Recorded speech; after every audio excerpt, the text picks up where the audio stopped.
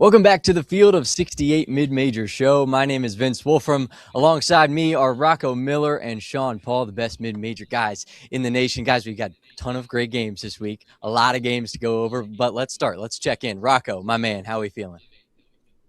Feeling good, man. It's the 18th of December, and we've got about 5 days left of basketball. Then we'll have a 3 day break. Very unusual to get any break. It's the only time of the year we will get one. So I'm going to take in as much as I can, and then we'll have a couple days to digest over our break because our next show, Vince, is not until January 2nd.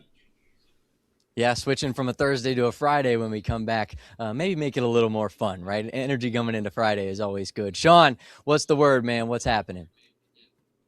Hey, like Rocco said, the break coming up. I'm gonna miss the Diamond Head Classic a little bit. That was always a fun event. Obviously, not happening this year. But while we're recording this, we'll have Howard and Hampton or Jackson State and Hampton right now. So that'll be something to watch while we talk mid-major hoops. Come on, the action never stops. And let's just jump right in. Why waste any more time here? Let's head down to Sunrise because there was a big win for UMass this week. Second ACC win in the span of a week for this group, 103-95 over Florida State. Minutemen, they hang 100 on an ACC team. First time they've hung 100 points in a game since last season. Sean, I'll go to you on this. Hofstra. I'm excited for what we got before the break. UMass, a big second half surge really uplifted them towards the back half of this game. How did UMass win it, and what did you see?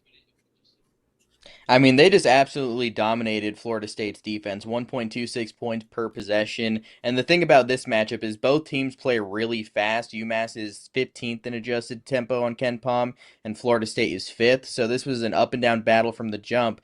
But UMass just looked a lot more poised offensively. They're moving the ball a lot better, and their interior game was just completely dominating Florida State. Daniel Hankins Sanford had 24 points. He had 10 rebounds and 4 assists. Leonardo Bettiol at 20 points. He's been a real rising star for this team coming over from Abilene Christian. And Danny Carbuccia, a guy I've talked on the show about before, a really, really quick point guard freshman. 8 assists. He didn't do much scoring, but that's not his role on this team. 8 assists. He's a good defender. He's going to be a really big-time player for this UMass team. And then Marcus Banks did his thing with 18 points. KJ Parker at 24 off the bench. For me overall, like this UMass team is probably a little bit better offensively than what the numbers say. They're 206 in offensive efficiency, but they really defend. They play hard. They're dominant on the glass on both ends, so they're winning the shot volume battle more often than not. With the way the MAC is, most of those teams are offense first. This is going to be a different look for a lot of teams in the MAC with the interior play of UMass and how good they are in the glass and defensively. They could be really tough in that league, especially with Frank Martin at the helm. He knows how to win some big games. 100%. And Rocco, I want to go to you on this too because it was an offensive explosion. They had a season high in field goals made and triples, and they did it from a lot of different perspectives. Like Sean talked about how Daniel Hankins Sanford, he had a big leap. He's looking to be the centerpiece of this group, but a lot of points from the bench. Obviously, they scored the most points that they've scored this year. Talk to me about the momentum of this Minutemen team and how it can play out for them in a positive way heading into conference play.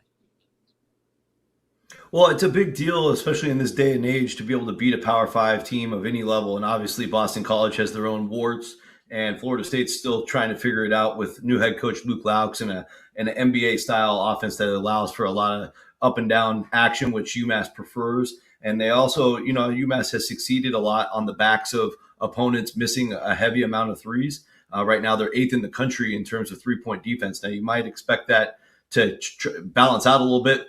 As Sean said, the MAC has a lot of great offensive systems they'll have to contend with.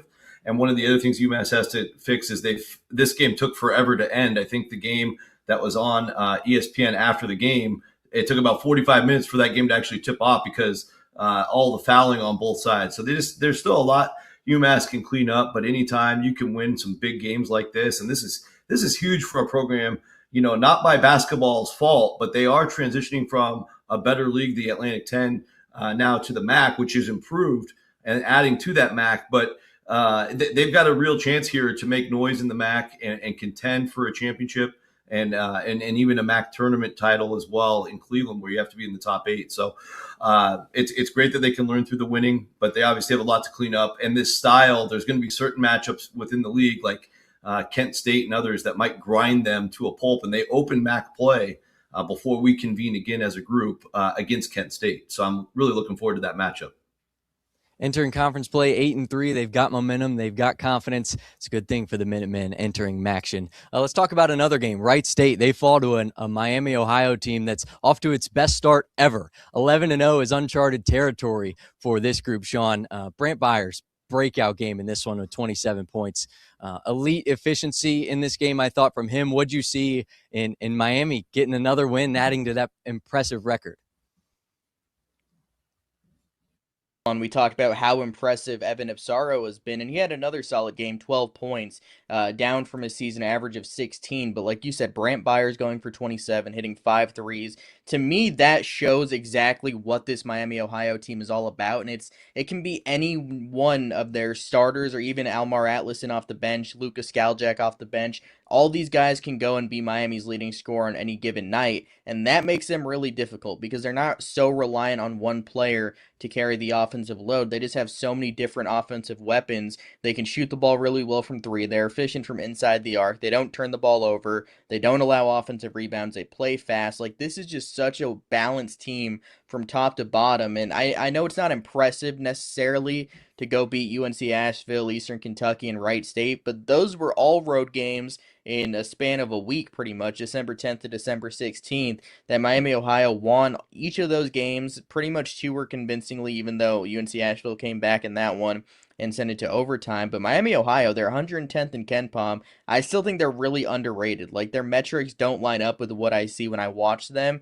and what I think they'll be long term, because this looks like it could be the best team in the MAC. Obviously, Akron's right there and Kent State's in the mix, but Miami, Ohio has looked brilliant so far this season. That offense is just incredible, and I think they're probably like a top 50 offense by the time we're at the end of the season with all those offensive weapons they have. Yeah, 5 straight games shooting 50% or better from the field is awfully impressive. Rocco, how do you think their play right now? You talked about the MAC and how it is one of those grinded out kind of leagues. How do you think their offense right now will translate into MAC play? Will they be able to keep up this hot shooting streak? Yeah, I think so. I think by and large, the majority of the MAC is not known for the defense, at least at this point. We'll see how that adjusts over time. A lot of the rosters they're going to be going up against throughout the league are all brand new. So those are all going to be much more well-oiled machines in January and February than they are today. So you have to anticipate that. But Miami, Ohio has been the beneficiary of continuity turning into consistency. And that's what you've seen here with this 11-0 start. Now, you can knock the schedule all you want, but they have won 4 true road games. I saw them win the neutral court game where they were down pretty big to Greensboro last month. And there is a competitive nature and a trust in each other that just quite simply the rest of mid-major basketball, for the most part, doesn't have at this stage in the season. So they've been able to leverage that, especially in tight moments. We saw a couple of these wins recently, especially that Asheville game, where they really needed to come together and pull out a win in OT, even though they blew the lead. And that's going to help them tremendously when we get to league play. But I think here in the MAC, they're going to run into some tests pretty quick. Opening on the road at Ball State, can't overlook that. They should be able to get the win in the end. Ball State's really struggling. But right after that, they'll open up their next game at Bowling Green to end this calendar year and then come right back home that next Saturday to host Akron. We'll be previewing that game in our next episode on January 2nd. So, again, they're going to be hitting the mouth pretty quick in league play. It'll be probably pretty tough to start 3-0 based on the fact that both road Bowling Green and home Akron are going to be such big tests. 100%, and the best start in program history. The ceiling discussion, I think, now changes from nice start to how do you keep it up? And we'll look to see how Miami of Ohio does that as the games continue. Let's head to the next one. Tennessee State goes and beats a UNLV team 63-60 out in the West. They pull off a grinder. This one wasn't about the shot making. It was more about the toughness, the defense, the playmaking down the stretch, offensive glass.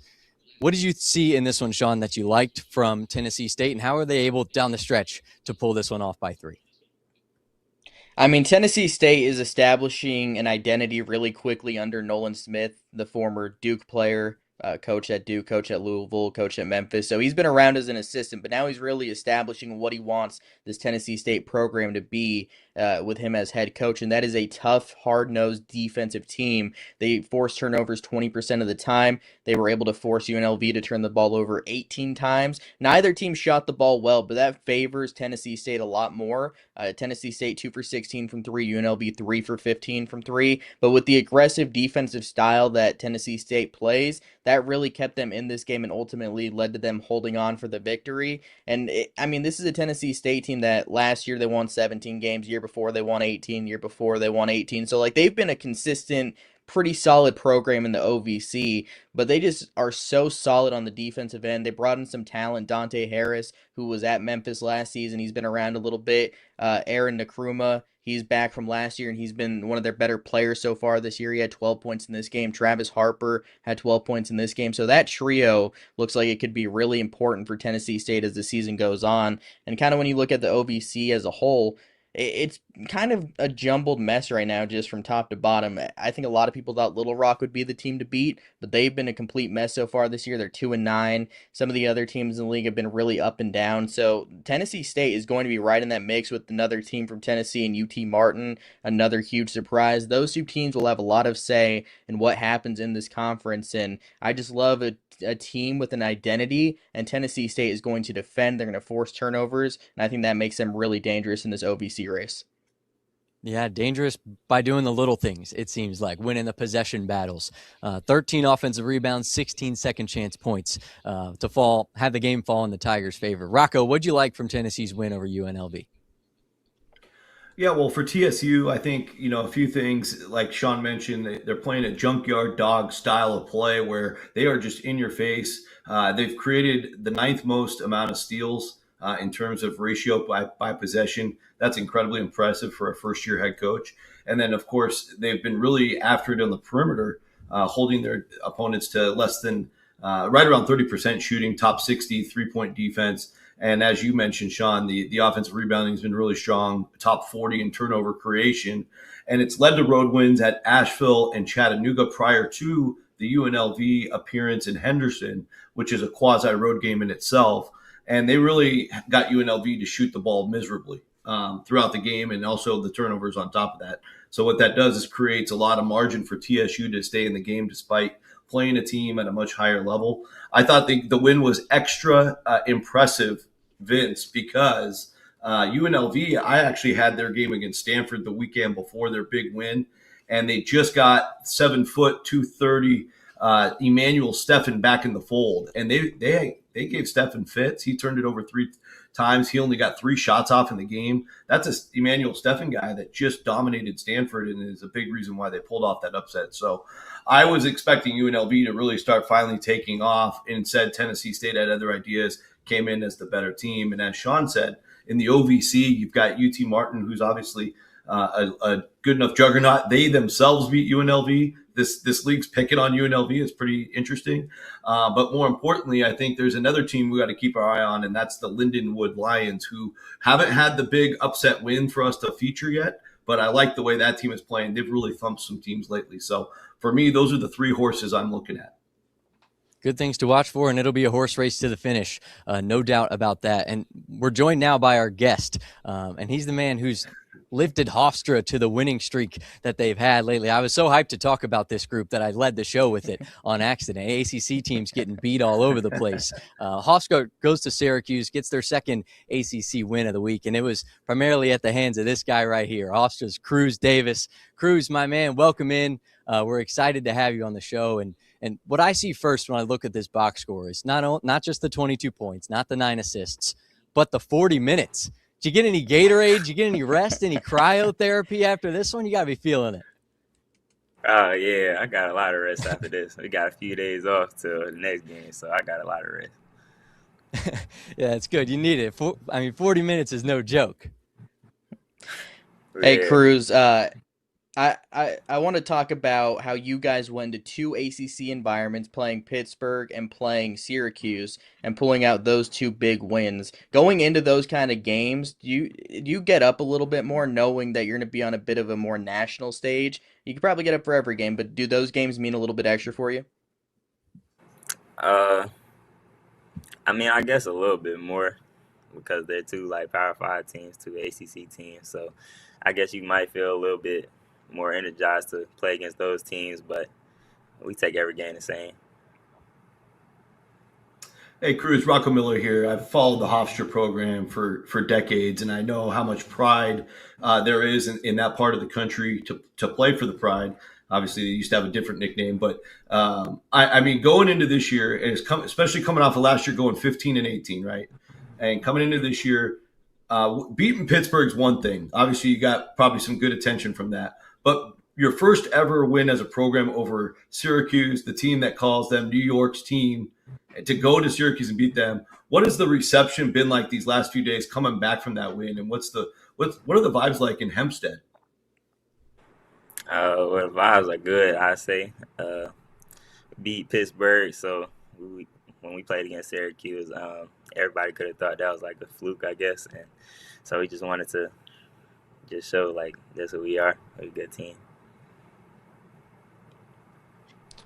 Cruz, I want to talk about your backcourt mate a little bit. Freshman Preston Edmeade, he's been awesome so far this year, 13 points per game. What kind of upside do you see from him moving forward, and how can he be a huge factor to you guys contending for a CAA title?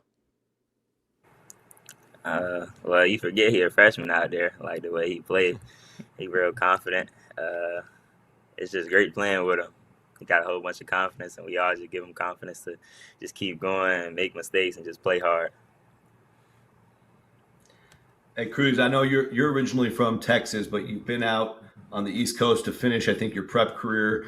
And then, of course, starting at Iona, you played at St. John's for a little bit, and now you've been at Hofstra for 2 years. So you've been around the New York metro area the last 4 years. You know, do you consider yourself at this point a full-on New Yorker? And what's that transition been like just these last handful of years going from, Plano, Texas to New York? I mean, it's different. It's really cold up here. I'm still not adjusted to that out of something. I'll never be comfortable with. But since I've been up here for a while, I've gotten more comfortable with it. It's more like a second home kind of thing. And do you like the attitude and the style of play that you guys represent up there? I mean, I guess there are some similarities to the Texas, level of ball pressure and aggression as well. Yeah, the guards here, they real aggressive. Play hard, can dribble real good, and good playmakers up here. So, I mean, it's similar. It's the same.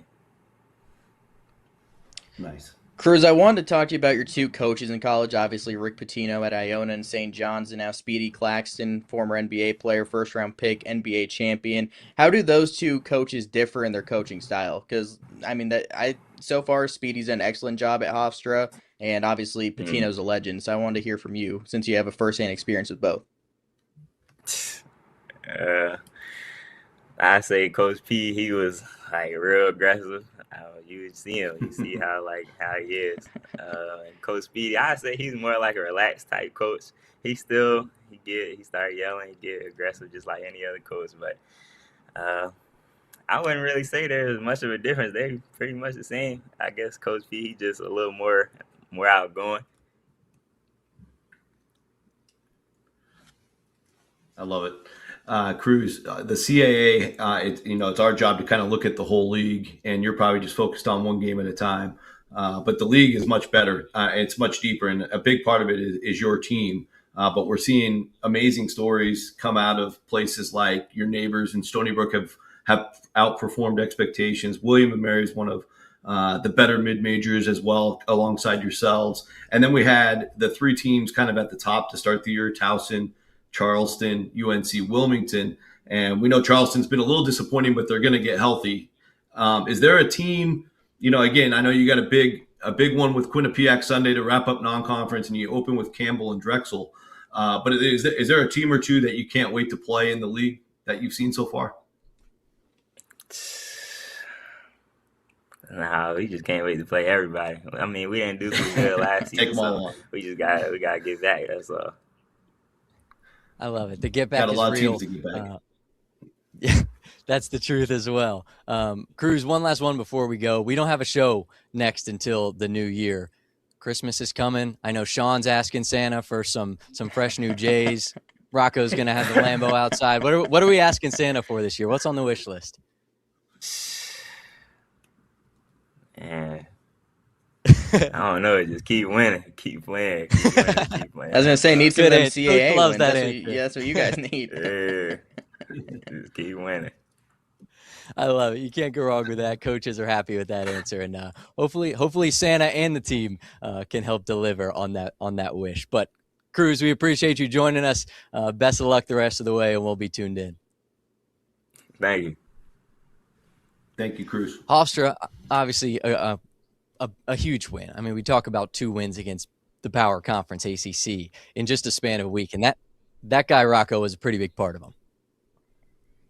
Absolutely. I mean, I wanted to congratulate them because what they've achieved this year, like I said, is historic. I know the win over Syracuse. If you followed those programs specifically, it's a massive deal up there, especially maybe for the older generation, because Syracuse is the pinnacle of the state. Obviously, they've been down a few years, but they've shown flashes. You got to remember, Syracuse just beat Tennessee, and Hofstra goes in there and beats them. It's a big story for them, but Cruz is very focused, as you can tell. As a basketball guy, I love to see that. And we didn't get maybe all the sound bites, but we did get a very focused and one of the best players in all of mid-major basketball. And they've got nothing but big games ahead with Quinnipiac. Again, you'll see them in our top 25 poll later today. We'll see Hofstra, I'm sure, as well. And then they open play with a really frisky Camels team on December 30th. So by the time we come back here, Hofstra's going to have 2 more important results under their belt. Yeah, all business for Cruz Davis and this Hofstra team. Handled all the Syracuse breaks to try to take this one over. Didn't let it happen. We're going to head to break, but when we come back, we're going to dive into what conference play looks like for some of your favorite mid-major schools across the nation. We'll be right back.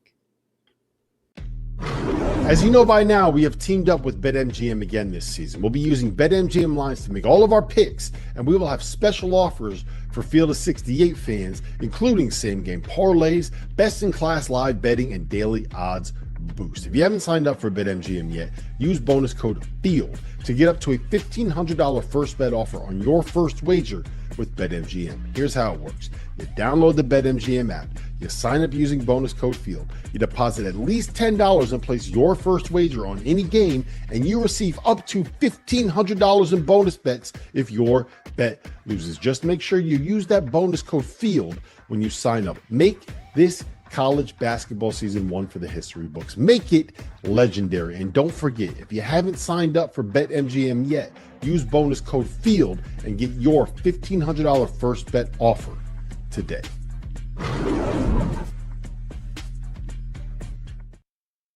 If you're not a member of the Field of 68's On3 community, make sure to go check us out. Get access to all of Jeff Goodman and Rob Doster's written content, including coaching carousel breakdowns, info on who is and isn't entering the transfer portal, insider recruiting information from none other than Joe Tipton, X's and O's analysis of all the teams in college basketball, and access to our message board community. A 7-day trial costs you $1. The Field of 68 on 3. Get the scoop. Welcome back into the Field of 68 Mid-Major Show. Rocco Miller, Sean Paul, Vince Wolfram here, breaking down mid-major hoops. Guys, let's take a look at conferences, because as we head past the holiday season into 2026, conference play is going to start heating up. And I say let's just dive right in with one that we've been impressed and looking forward to a lot of this season so far, the preseason, now getting into it a little bit in the Missouri Valley. A lot of good teams towards the top. There's only 2 teams right now with losing records in the league, that being Evansville and UIC. But if you look at the top, Belmont, Northern Iowa, Illinois State, Murray State, Bradley, Drake's always in there, Valpo's in there. Sean, I'll start with you here. Who is your favorite right now to walk out of the Missouri Valley a champion?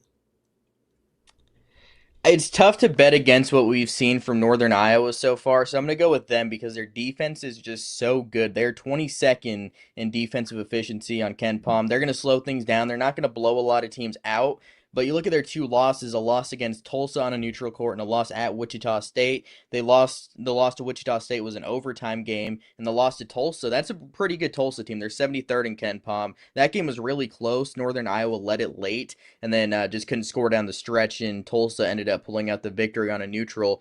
But this is going to be the kind of team that just grinds out a lot of wins. They're really good at defending inside and out, and we saw that in the UIC game. It wasn't a pretty game the whole time. They got out 14-2. Then UIC went on a late second half run to come back and take the lead at the half, and then UIC went up 6 early in that second half. But then Northern Iowa just locked in late defensively. Will Hornseth hit a couple big buckets late on the block. But ultimately, kind of what this game showed for me is that Northern Iowa is just such a tough team. They're not going to quit in any game. And while they might not have the upside of a team like a Murray State because they don't have that top-end talent like that or the offensive firepower, they're so steady defensively that I think they're just going to be able to grind their way to enough wins to be able to win this league. But Murray State's going to be right in that mix. So we saw what they did to Akron, 115-100. Nobody else in this league has that kind of offensive pop. You have Belmont, who's a really good team. They have shooting with Tyler Lundblade and just overall a really high talent level, and they're well coached. So they're going to be in the mix. Illinois State's going to be in the mix. But Northern Iowa, if I had to choose right now, I'm going them to win the league. It's a good thing when you ask the favorite and we get a mix of all these teams. It means there's so many teams in it, so many teams dancing around the top, but you like the Panthers. Rocco, what about you? Who do you like to be the favorite to walk out of the MVC? Well, it's a two-pronged question in my opinion, because you have the regular season chase, which is always phenomenal, and then you have Arch Madness, which is the ultimate decider on who gets to actually dance. And I think there's two different answers. I've had Northern Iowa, like Sean, as the regular season champion, and Belmont as the Arch Madness champion, because there's two different formats to how you get those trophies. And I'll start with Belmont because they've actually outperformed my own expectations. I thought with Tyler Lundblade, of course, the great difference maker with his ability to shoot the three. Now, again, he's taken way more attempts this year. Shot right around 50% last year. He's at 41% this year, but he's on 100 attempts. He's exactly 41 for 100. But the key is the way that you have to defend Belmont. They've actually been way more aggressive than expected in the paint. They're getting to the rim much more often. The way that defenses are planning for Tyler, it's created a lot of room. And so guys like Nick McClain, Sam Orn, Jabez Jenkins, et cetera, have been able to excel in the system. So kudos to Casey Alexander at 11-1 right now. I thought they would fall maybe a few more times. And so Belmont probably gets the most flowers from me at this stage, but Murray State is clearly the most dangerous team. The ability to put the pedal to the metal and the dollars in the wallet. They have the best NIL, and it shows. I mean, they're a deep squad, and it's a well-constructed team. Ryan Miller's put himself in position to be the MVC Coach of the Year. Now, he hasn't won an MVC game yet, but I think that win over Akron talks a little bit about where they're at as a program right now. And I know they beat George Washington down in the Caymans. They have some other good wins already. So Murray State, extremely dangerous. I would say, are we going to go sleepers now too, Vince? I was going to say, I know we've got light sleepers, we've got REM sleepers. You can lay both on me here, Rocco. Who do we think? Well, I think if there's a realistic team that could sneak up and really get the ball rolling, that is really off the radar, I think for most, it would be Southern Illinois. Now, they're going to have a huge game tonight to open up league play with Illinois State. I had a chance to get a firsthand look at them in Jacksonville. I saw them completely demolish Delaware, which I get. Delaware's had a lot of performances like that. But they fought hard with UAB, lost that game. Those were the two I saw them live. But there's some really good pieces in here with the elite Liege brothers, and Damian Mayo's a really good leader. So is Drew Steffi. Isaiah Stafford's a good decision maker. Davion Sykes gives them really good effort. You saw him be the hero against High Point in that big win. They took Richmond, a really good Richmond team, to overtime last Saturday. So things are just starting to finally get going for Coach Scott Nagy. I think a lot of people don't realize, I should say, that this team's already logged 5 true road games. That's a lot for the Missouri Valley. These schools have good budgets, so you're not going to see that anywhere else in the league, and that explains some of the 6-5 record. But I think now, with everything starting from scratch, they got a real chance to use that aggression, that attack mode, the physicality at the rim, and then control the pace in a lot of these league games. And then for the deep sleeper, and again, this is not any kind of a regular season forecast, but anything can happen in St. Louis. Valparaiso just keeps getting a little bit better each time. We talked before the show, they've got the two freshmen really producing in JT Pettigrew and Rakeem Chaney. But I think in general, we saw this team go to overtime with Marquette. Again, a disappointing Marquette, but that's a really good sign. Wilmington is a team that's in our top 15 or so, and they lose to them in a real tight one last Saturday by 3. So they have to learn through some losing, but they've got some wins under their belt as well. And I see them continuing to improve as the year goes on. Again, they're probably no better than like a 7 or an 8 seed in Arch Madness, but they'll go into that thing with nothing to lose, and they're doing a really good job in terms of forcing turnovers. Defensive rebounding has been a really strong suit for them, and we'll see what goes on from here. I like it. Got to wake up on those two. Rocco dialing it up. Sean, what do we think? Sleepers in the MVC. Yeah, Southern Illinois was definitely the one to me. They're probably a middle-of-the-pack team, but when you have a guard like Quelron House who has the speed, he has the ability to get into the paint and hit shots from the mid-range, sort of a lost art in today's game. He's only 6 foot, but when he gets into that painted area, he is going to score more often than not. He's also great at getting to the free throw line, too. Again, not much of a shooter, but that's kind of the story about most of the Southern Illinois team. Besides Damian Mayo and Drew Steffi, nobody's really looking to shoot the ball from the outside, but they're a good defensive team. They're going to speed you up. If they can get some teams on a bad night, that'll be kind of interesting to watch. But I did want to make one point on Murray State. Kind of an interesting trend maybe to watch as we get into league play with some of these teams that can grind you out a little bit, like in Northern Iowa. The two mid-major teams that Murray State lost to is Middle Tennessee and McNeese. Both those teams were able to successfully slow Murray State down a little bit, and I'm curious to see what a team like Northern Iowa can do, a team who wants to play very slow, if they're able to take advantage of that and make that a real weakness for this Murray State team, because they want to play fast, they want to use their athleticism, they want to use their skilled guards to create shots, but against a team like Northern Iowa, that won't be easy, and I think something like that will be quite the mismatch once we get into some of those bigger league games. Yeah, the MVC, there will be a lot of tall tasks, which is going to make this conference even more interesting to watch as the year continues. Let's take a look at another conference. Let's go to the WAC, the Western Athletic Conference. An interesting one here, too, I think. Two teams sitting at the top at 9-3 in Cal Baptist and Utah Valley. I mean, from what we've seen so far, those two look like the two strongholds of the group, but those sitting around 8-4, 7-4, 6-6, not totally out of it. What do we think here, Rocco? I think the top with Cal Baptist and Utah Valley is pretty set. Yeah, I mean, they've established themselves so far. I think Utah Valley is, to me, the clear top team. They've just played at an exceptional level these last couple of weeks. And they're, positional size is important in every league. And I think, the fact that they play basically 6'4" to 6'10", they don't have anybody really smaller than that. Witherspoon plays a little bit at 6'3", but still they have big wings, big 2 through 4 positions, and a lot of weapons all over the floor. You saw in their last outing, they pretty much steamrolled Weber State, their local rival. That's usually a really good game and a nail-biter when you play the Beehive State rivals.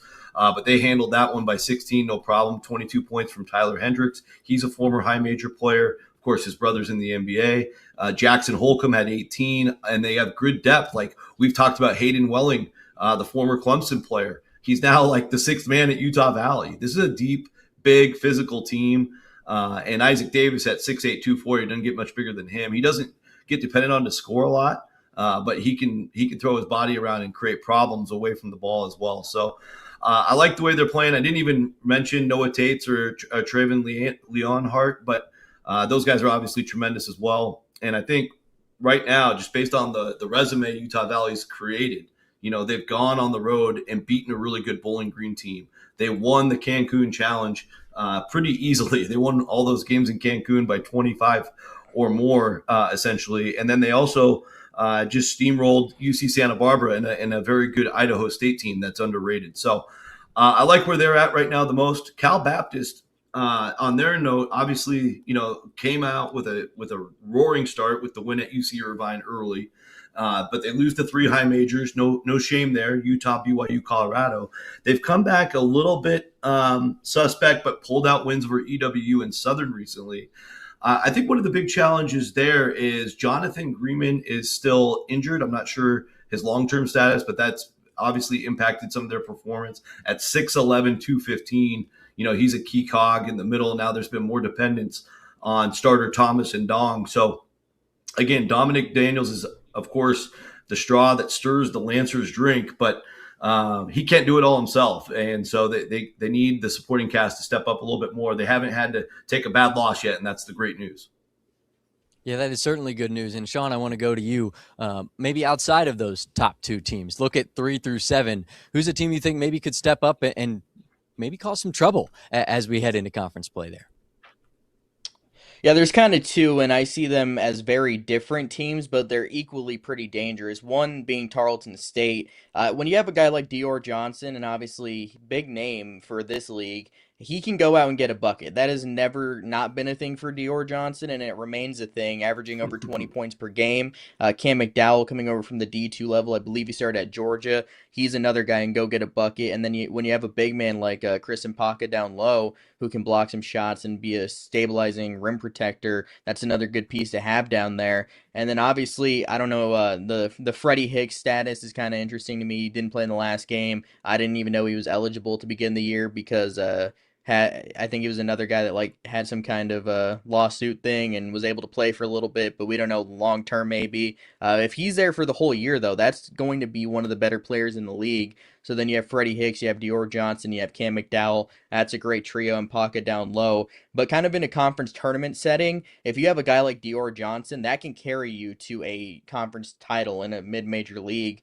They get to the foul line a lot. They're good on the offensive glass. Their defense isn't great. They don't rebound on the defensive end very well, and they don't have a ton of size. But overall, when you have two guards like McDowell and Johnson, you can really compete. And then the other team is going to be UT Arlington. We saw them yesterday against Stanford. They struggled in that one. They're 7-4 so far, but they're a team with a very clear identity, and it's going to be they're tough and they're going to defend, which has kind of been the style under KT Turner over his tenure there at UT Arlington. Rayshawn Seamster has been terrific for them. Marcel McCreary has been a good shooter for them. They don't have a lot of offensive firepower, but they can defend at a high level, and they're going to make things really tough for the Utah Valleys, the Cal Baptists of the world. But this is definitely a defensive first league. Like most of these teams are defensive oriented, so it's going to be a lot of grinded out games, and more often than not, that's going to favor Utah Valley because they're far and away the best defensive team in this league. Yeah, and Utah Valley, winners of 4 in a row. The top is tough, and we'll see how the bottom 3 through 7 can follow up and maybe try to make something shake in this league. We're going to keep talking conferences when we come back, but we're going to look at one team in the Big West in UC San Diego that just improved to 10-1 and talk with their head man when we return. As you know by now, we have teamed up with BetMGM again this season. We'll be using BetMGM lines to make all of our picks, and we will have special offers for Field of 68 fans, including same-game parlays, best-in-class live betting, and daily odds boost. If you haven't signed up for BetMGM yet, use bonus code FIELD to get up to a $1,500 first bet offer on your first wager with BetMGM. Here's how it works. You download the BetMGM app, you sign up using bonus code FIELD, you deposit at least $10 and place your first wager on any game, and you receive up to $1,500 in bonus bets if your bet loses. Just make sure you use that bonus code FIELD when you sign up. Make this college basketball season one for the history books. Make it legendary. And don't forget, if you haven't signed up for BetMGM yet, use bonus code FIELD and get your $1,500 first bet offer today.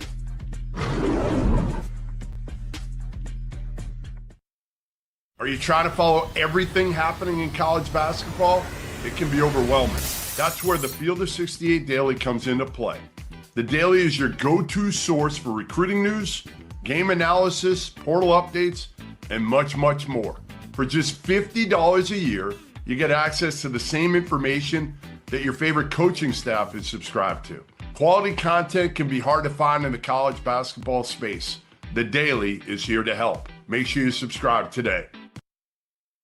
If you're not a member of the Field of 68's On3 community, make sure to go check us out. Get access to all of Jeff Goodman and Rob Doster's written content, including coaching carousel breakdowns, info on who is and isn't entering the transfer portal, insider recruiting information from none other than Joe Tipton, X's and O's analysis of all the teams in college basketball, and access to our message board community. A 7-day trial costs you $1. The Field of 68 on 3. Get the scoop. Welcome back to the Field of 68 Mid-Major Show. I'm Vince Wolfram alongside Rocco Miller, Sean Paul, and we are joined now by UC San Diego head coach Clint Allard. Coach, welcome in. First off, congratulations, a 10-1 start. You're off to a fantastic one this season. Simply put, what's been working for you? Obviously, first season you come in, you start winning like this. What's been the key so far, do you think? Key has really been the guys' buy-in. Everybody's doesn't care who gets the credit and is playing team basketball. And I think with a new group, that's not something to be assumed. And guys have really done a great job of that. Obviously, starting out the season, and we've been playing pretty good ball offensively. The ball was going in and everything like that. And now I think we're kind of making improvements defensively and being a little more of a complete team. So credit to the guys for just buying into the system for sure. Coach Allard, great to have you on. Rocco here. I wanted to talk to you first about Leo Beath. I've been known to get down to Boca about once a year to see the Owls. And I remember him as a freshman there during their second team that went to the NCAA tournament. And then, of course, last year he was less than a mile away at Lynn College in Division II, tearing it up down there. And I know he's originally from Malibu. But how long have you had a relationship with him? And then when you guys got him to commit over the offseason, did you have any idea he would be having this type of role out of D2? Yeah, no, he's been probably a little bit of a pleasant surprise. He was on our radar last year. No secret, we've had some success with some Division II guys making the jump up, and some of the reps that they're getting we think is really valuable in kind of in the system that we play in. So he was a guy we identified, and when he became available, and this is a place that he wanted to be, and it was a great fit. And I think the great part about Leo is he is continuing to get better. He is just scratching the surface of the player he can be. And even when I talk to his previous coaches, they say the same thing of they saw the potential in him. They saw his work ethic, and he's hungry to get better. He wants to get better. He's never kind of satisfied. And so him coming out with the start that he's had is great. He's such a matchup problem, being able to go inside and outside.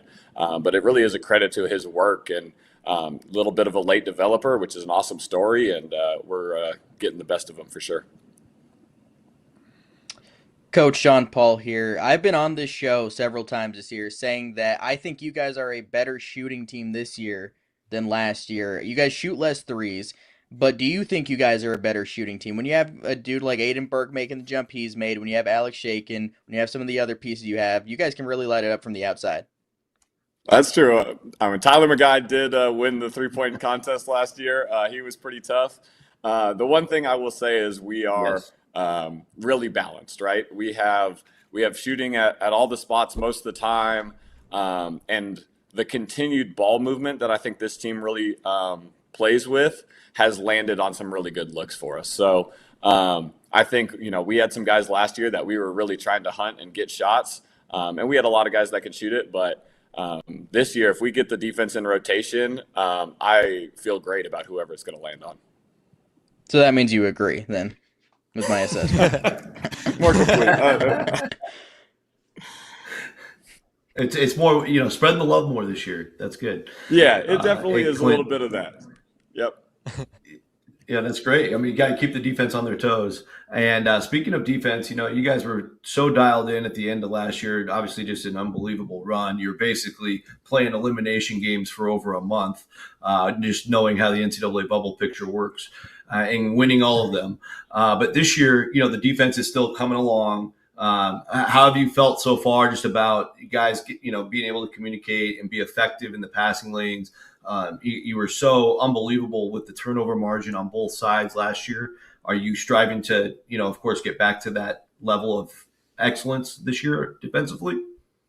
Yeah, I think, I'm really encouraged coming off our last game against Loyola Marymount, where it looked like the defense that we kind of have planned, meaning that we were kind of dictating to them. We were meeting the help where we wanted to. We were really creating a shell around the paint. Those are principles for us. I think the turnovers are a byproduct of just that there's, not anywhere to go, not anywhere to drive it, us being in the right spots, right? Kind of them bringing the ball to us a little bit. We do want to be disruptive. Emmanuel Prosper on our team has a real knack for stealing it. He's got a great steal rate, one of the tops in the country, and really heavy hands, and is able to get some steals and some of that. So he's a guy that's creating some defense to offense. But I think between that game and Tulane game a little bit before that, we kind of saw our defense help our offense a little bit, which is the goal, right? We want to get stops in general, but we also want to create advantage situations, and obviously defense and offense are connected in that way. Yeah, and for the audience that didn't get a chance to see the Loyola Marymount game, Jan Vide, their stud, I mean, he had a great first 5 games of the year, sat out for 5 with an injury, came back against the Tritons, and the Tritons turned him over 6 times. He only scored 4 points. By far his worst game of the year. I mean, that's just a credit to your game plan. Yeah, it's a credit to all the guys playing kind of a team style of defense, right? And we knew he's a really talented player that wants to put his feet in the paint, and our primary guys were doing a great job, and then kind of the second layers of the defense were helping us out. So that's the goal. Kind of every time out, we obviously want to protect the paint, and it was good to see us do that the last time out and keep making strides there.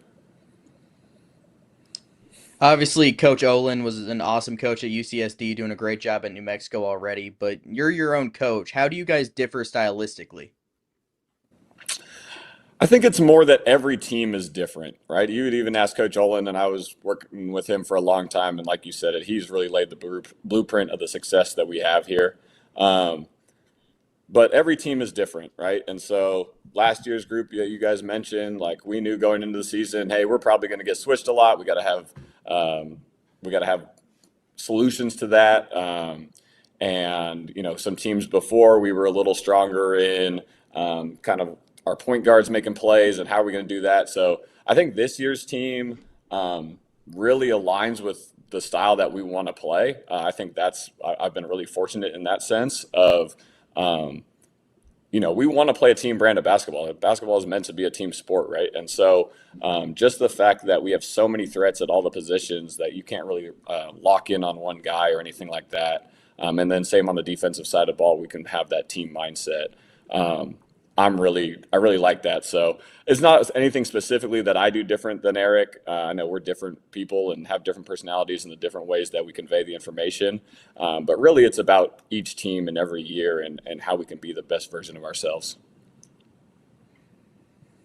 Yeah, Coach, the UC San Diego program is one of the great stories. Obviously, you first year eligible last year, you get to the tournament, and I think the first team to win the Big West in that way as well. So the double champions. And now in the future, you'll be moving up to the WCC. You got this year in the Big West, next year in the Big West. And speaking of the conference, obviously, you guys are off to a great start. UC Irvine is going to be tough. UC Santa Barbara has an embarrassment of riches for a roster. And there's other good threats in the league, but I know you haven't had a chance to see much of it. You've played Long Beach so far. You'll get Cal Poly at the start of the year in Hawaii. But what are your overall thoughts on where the league stands right now? Oh, yeah. Big West is really good basketball. I think, if anything, this year that it's more even throughout the league. There were a lot of good teams last year. It did feel a little bit like us and Irvine were on a little bit of a collision course there towards the end. This year, I mean, you mentioned it. You see Santa Barbara's talent. I think Santa Barbara is really good. Irvine's always going to be really good. They've been the most consistent team. Northridge has had some really impressive results. Hawaii is, got double-digit wins already and doing a good job. And then, but I think, Fullerton has found a style that seems like it's working for them, and Cal Poly is always dangerous. And I just think throughout the league, we're going to be challenged every night, which is good, right? Like that's what you sign up for. That's what makes good mid-major basketball, is that it's difficult to win. You want to take care of the games at home, and try to get as many on the road as you possibly can and some good atmospheres. So it's a really fun league up and down California, and obviously we get the trip to Hawaii, but I appreciate you guys always checking in on our league and supporting mid-major and Big West basketball, because it is high-level basketball. You talked about it. Games up the coast of California, going to Hawaii. I got a question, because I'm here in Louisville, and it's freezing cold. It's snowed 3 times already. Does it feel like the holidays, and does it feel like basketball season out there? Because it's like resort ball. The weather's fantastic out there. Yeah, we're pretty spoiled. Yeah, winter hasn't quite hit out here. I'm looking out my window at sunny and 70, so we're doing all right out here. Yeah, we've got a pretty good life in the conference in general, and obviously in San Diego. So I feel pretty spoiled every day. I love it. Well, keep up the winning, and that weather will only get better as we go. Coach, thanks so much for joining us, and best of luck the rest of the way. Thank you guys for having me. Really appreciate it. Thank you. Absolutely. Yeah. I mean, Coach said it himself, this Big West is going to be quite the scene, I think, come March, because there's so many good teams, including his. And Rocco, he talked about just how impressive his group has been in his first year as well. Speak to the job that he's done so far and where he has his team placed in the Big West, scheme of things right now. It's been pretty remarkable. I know he got a couple of the pieces to stick around from last year's team, but they weren't like big time role players from that amazing starting 5. A lot of those guys graduated, and to find a Leo Beath and a Bull Dengit from Portland and a lot of other good pieces. Sean mentioned a few earlier. Was a lot of upfront work that were unknowns to us on the analyzing side. I thought they'd be very solid. Like, the program is very invested. I think the majority of America doesn't realize how big this school is getting. I think there's over 50,000 students now. And so it's a booming school, and a lot of momentum created just recently from that run last year. And so it's a really exciting time to be a part of the Triton Nation. They're playing well, I think, in most of the other sports as well. And I think for this season, they've established themselves here in the non-conference, winning on the road at Loyola Marymount, just destroying Tulane on Saturday, an American Conference team, handling all of their business in Orlando, winning that championship, including beating Bradley and Towson, a road win at Fresno earlier. So they've more than proven themselves to be the most consistent team so far.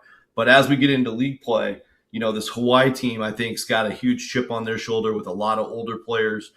Irvine's going to be Irvine. And then my deep sleeper, I'm just going to say it now, Vince. I'm going to let it rip.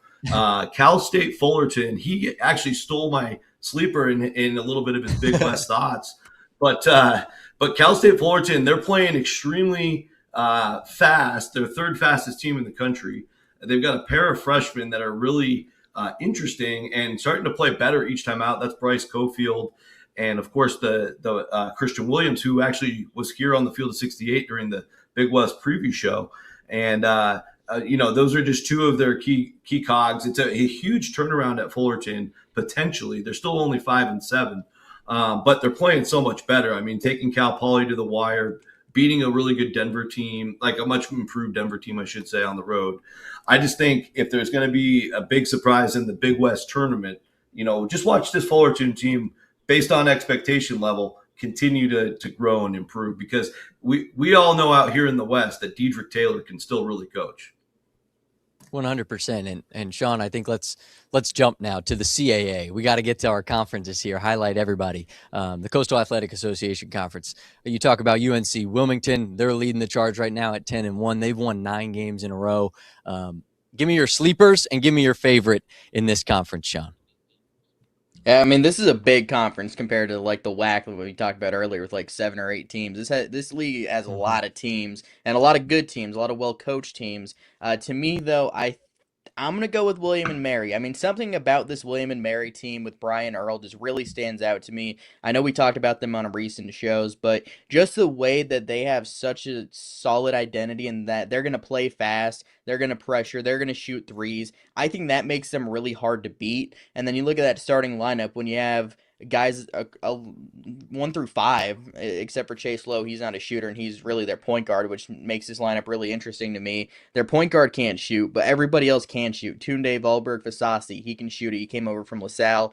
Killian Brockhoff came over from St. Louis. He can shoot it. Joel Emmanuel, he can shoot it from the outside from Fairleigh Dickinson. And Cade Haskins, he can also shoot it. And then this team goes pretty deep, 10, 11 guys every single night, and that just goes with the style they play. That's always been a staple for a Brian Earl coach team. They're going to play fast. So I'm going with William and Mary. I think there's a lot to that team, and I've been really impressed by them so far. But UNC Wilmington, they're going to slow it down, so that's going to be a very interesting matchup when those teams meet. They have Christian May and Nolan Hodge, who have both been really good so far this year, and Patrick Wessler, the Virginia Tech transfer, has been really solid on that interior. Charleston's going to get Colby Duggan back. That's going to be a big piece for them. But if I have to pick a sleeper, I'll probably go with Campbell just because I think they're just so well coached. Obviously having some of that Florida DNA with Coach Andrzejek from the staff last year. You have Dovidas Butka. He's been a solid big man for him. Chris Fields has brought some of that stability down low. Jeremiah Johnson transfer from Green Bay. He can score it a little bit from the guard spot. So I think Campbell could be a pretty solid deep sleeper. They don't shoot the ball very well, but they have enough talent. They get to the line a lot. I think they can be a thorn in some teams' sides in the CAA. Rocco, sleepers and who you think will win the CAA this year? Well, the league's pretty deep. I mean, Stony Brook had a good run, took a tough loss to Albany last night, so we'll see what they become. Elon had a really good win last night themselves, taking out, I believe it was Richmond, 73-70. And so Elon's been an interesting team, mostly offensive, but hey, that game was in the lower 70s, and they found a way to win it against a grinder of a Spider team, and they've just been really effective offensively. So I think Elon's a team to watch in that category. I also agree that Campbell has really good pieces, a really old team. They're all on this Campbell team for 1 year to try to win, and that's a great recipe because John has a really good staff, and he's a great up-and-coming coach himself. So I like that list in terms of sleepers. If William and Mary doesn't qualify as a sleeper anymore, we've come a long ways in this world because William and Mary is still a team that's played basketball, I think, for over 100 years and never made the NCAA tournament. But this is obviously this is a team I think I trust more than any team in the league, and that's saying a lot. Like Hofstra is playing incredibly well right now, the 2 big wins, and Cruz Davis probably your lead candidate for player of the year in the league right now. But I think from a night-to-night basis, from being with William and Mary for a week in Jacksonville, I got to see it firsthand. They lost 2 of their best players with Polium and Reese Miller, and they were both out for a significant amount of time. Now they're both back. But even when they were out, that instead of 1 through 10, it was 1 through 8. There's no drop-off. They can play all these different lineup combinations. That helps them in all these different lineups. You have these faster teams that they'll go up and down with, like Campbell, like North Carolina A&T, like Northeastern, et cetera. And then you have these really slog-it-out teams like Towson and UNC Wilmington, and those are the 2 big dogs, I think, for them to really focus on once we get to CAA tournament time. So I really trust this William and Mary team at this point from what I've seen. And I think the one you can't forget about, Vince, is the Charleston Cougars, because I have some good information that Colby Duggan will be making his debut when the league starts at the end of December. And, we've just been waiting. They've been so banged up. And Charleston went to South Florida recently and played them really tough. So I think you can't write off the Cougars. They still have a lot of talent. If they had Mr. Dean, I'd feel different for sure. Good he call, tore his ACL, good so call. he's done. Right, exactly. So we're all hoping for a fantastic conference play as we enter 2026. And I know I asked Cruz this earlier, what his Christmas list look like. Mine includes successful call your shot picks for Vince and Dagan. I hope that we can get them before the year ends so we can enter 2026 on a good note. Let's go about it here. We're calling our shots. I'll start. I'm looking at South Dakota versus Kansas State. That's a game I think Kansas State hasn't really elevated their play to maybe what we expected them to around PJ Haggerty to this point. The Coyotes, they've won 2 in a row. Give me Isaac Bruns in South Dakota. South Dakota, they're 7-6 right now. Kansas State's lost a couple of games, tough ones. They haven't looked convincing in their wins, I don't think, either. So I'm going the South Dakota Coyotes in an upset over Kansas State. Rocco, talk to me. Call your shot. Well, we have a long window till our next show, till January 2nd. So I took a look at the landscape of our next 2 weeks to dabble with. And I'm going to fast forward us all the way to Monday, December 29th. Because I know when you wake up that morning, you're going to be chomping at the bit to watch Lipscomb play Cincinnati. And Lipscomb, of course, could have been one of the best stories, if not the story of the year, if they kept playing like they did the first 15 minutes at Cameron the other night. But I think this team, they've slowly gotten really confident under Kevin Carroll in their kind of quote unquote like opponents matchups. They've been absolutely steamrolling teams, and so they've gotten extremely confident from an offensive standpoint. Now they are very undersized and don't create a lot of second chances. They do have some good shooting, and they get to the line often. Cincinnati's got an elite defense, so that made me a little concerned to predict the upset. But here's my philosophy: Jizzle James just came back for Cincinnati.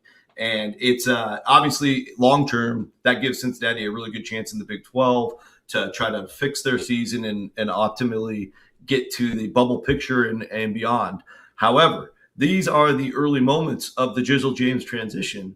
And so there are going to be some guys on Cincinnati that have to accept new roles. And you saw Jizzle James play in the first game off the bench. I think eventually he becomes a regular Jizzle James starter with the heavy workload. Maybe that starts to begin in this particular matchup against Lipscomb. So much of this is about timing. And the rest of Cincinnati has been pretty dismal offensively. Can't really shoot from deep. Really awful free throw shooting team, one of the worst in the country. And so they have a hard time closing out wins. Lipscomb's the right team right now with nothing to lose. Give me Lipscomb at Cincinnati, December 29th. I like it, Rocco. Yeah, those first 15 minutes from Lipscomb against Duke the other night, if they get a sliver of that against Cincinnati, I like the odds. Sean, talk to me. Call your shot, my friend.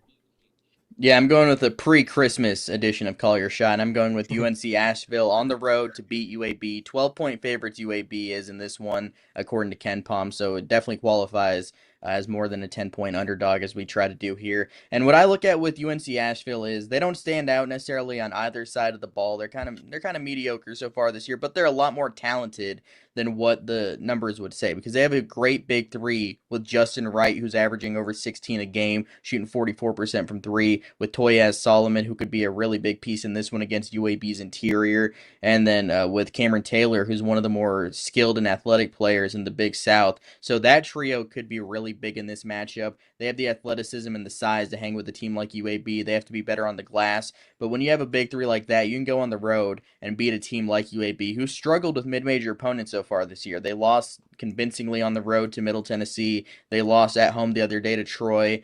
They've struggled with some other mid-major opponents so far this year. So UNC Asheville, if they're playing at their best, they can definitely give UAB a scare and make my Call Your Shot pick correct for the second time this year. Come on, there it is. Dagan Hughes, we're looking for our first win of the season, my guy. Talk to me. Call your shot. Yes, sir, we are. And, last week I tried to do the logical pick, right? It didn't work. So we're just going to go with a pick of pure disdain. So people that have watched this show, After Dark, all that, know that I am a Seton Hall grad, love the Pirates. And what is the one team the Pirates don't like? The Rutgers or Scarlet Knights. So give me Penn over Rutgers. Oh, I Fran like McCaffrey, 11-3 against Rutgers at Iowa. Does it translate? I don't know. We'll see. But give me the Quakers on Saturday for my first win, hopefully, on Call Your Shot. Come on. Hey, we put it on Santa's Christmas list, so I like our odds already. For real. We'll see. We'll see. Maybe Santa will be nice. I don't know. Yeah, a lot of hopefuls, but that's okay because as the holidays near, so does mid-major basketball. It's heating up, and it's only getting better from here.